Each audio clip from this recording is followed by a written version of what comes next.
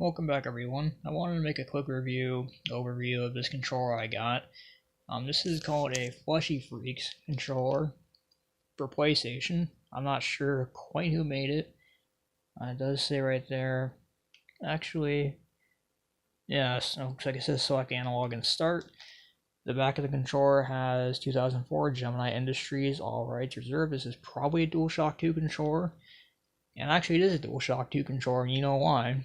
Because my favorite game of all time, Final Fantasy 12, is playing with this controller, and this game absolutely will not work with a DualShock 1 controller. So this is in fact a DualShock 2 controller. So that's kind of nice. It gives it a bit more compatibility. So yeah, I've been using the controller for a little while now.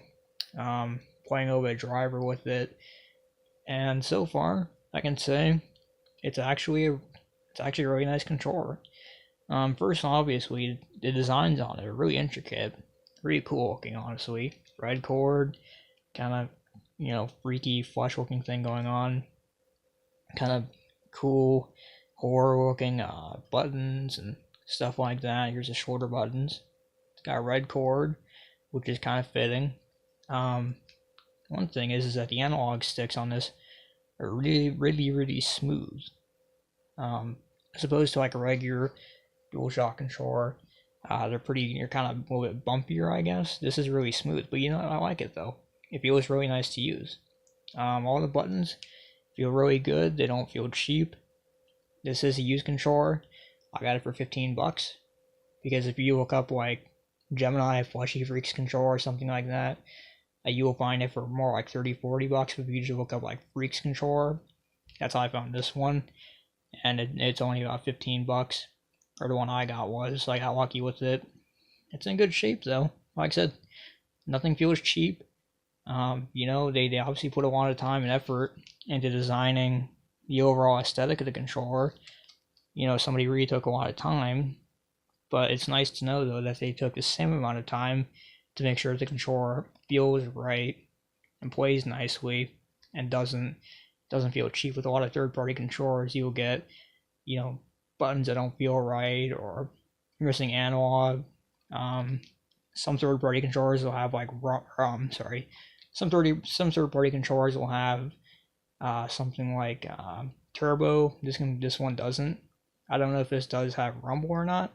It's hard to say, but not a lot of people, in my opinion, in my experience, use rumble, so it's not a big deal if it's missing it. But yeah, though. Gemini made a few other controllers like this for the PlayStation and the Xbox, and they're about equally as hard to find. Usually you don't find these too much, and they're pretty usually around 30-40. I mean, like I said, this is the most common one of the bunch.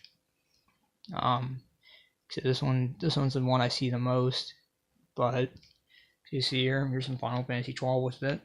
Can't really control it too well with one hand, but here we are. So, overall, this is a really cool controller. The only thing I could say is that if you don't really like the kind of bumpiness of the just general aesthetic of the controller, that might bother you. But for the most part, though, if you can get around kind of like the bumpiness and everything, it's not a bad controller. And even if you find it broken, this is still a cool display piece. Even if this controller breaks on me, I'm not gonna throw it away. It's just too cool looking. So nice job, Gemini.